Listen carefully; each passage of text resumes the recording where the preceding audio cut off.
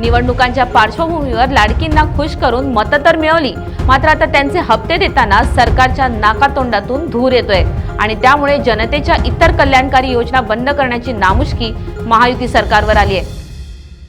लाडक्या बहिणींच्या हप्त्यांमुळे सरकारी तिजोरीत खडखडाट होतोय। एकीकडे सरकारकडे योजनांना द्यायला पैसे नाही, तर दुसरीकडे मराठवाड्यातले शेतकरी अजूनही नुकसान भरपाईसाठी जीवाच्या आकांताने टाहो फोडतायत। निवडणुकांच्या पार्श्वभूमीवर लाडकींना खुश करून मतं तर मिळवली, मात्र आता त्यांचे हप्ते देताना सरकारच्या नाकातोंडातून धूर येतोय आणि त्यामुळे जनतेच्या इतर कल्याणकारी योजना बंद करण्याची नामुष्की महायुती सरकारवर आली आहे। आणि आता सगळ्या निवडणुकाही संपल्यात, त्यामुळे लाडक्या बहिणींनो, तुमच्यासाठी ही धोक्याची घंटा आहे।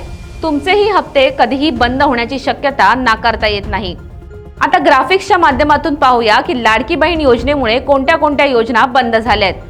आनंदाचा शिदा, शिवभोजन थाळी, एक राज्य एक गणवेश, जुनी पेन्शन योजना, मुख्यमंत्री तीर्थदर्शन योजना, माझी सुंदर शाळा, 1 रुपयात पीक विमा, स्वच्छता मॉनिटर, लाडक्या भावाला अप्रेंटिसशिप आणि योजना दूत योजना।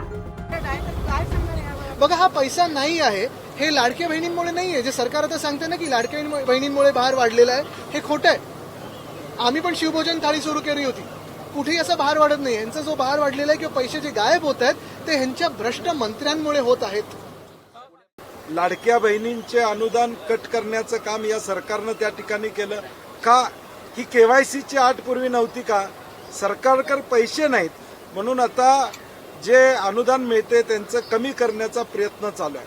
म्हणजे जो निधी फायनान्स डिपार्टमेंटकडून रिलीज केला जातो तो रिलीज देखील त्या ठिकाणी थांबवलेला आहे। आता फायनान्स आणि प्लॅनिंगला इन्स्ट्रक्शन आहेत, एखाद्या डिपार्टमेंटची फाईल आली तर त्यात क्वेरी काढा, ती परत जाऊ द्या, तोपर्यंत निधी देण्याचा विषय या ठिकाणी येत नाही।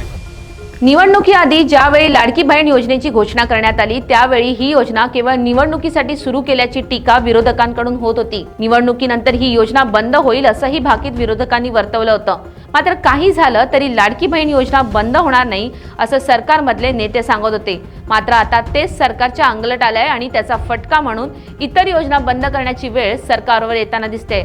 या ठाकरेंच्या काळातल्या योजना तर आहेतच, मात्र शिंदे सरकारच्या काळात सुरू झालेल्या योजनांवरही वारंवार कात्री लागते। दुसरीकडे कंत्राटदारांचे कोट्यवधी रुपये थकल्यानं हे पैसे चुकवण्याचं प्रेशर आता सरकारवर वाढत चाललंय। सरकार आता आणखी किती योजना बंद करणार आणि लाडकी बहीण योजनेचं भवितव्य काय असणार हे येणारे दिवसच सांगतील।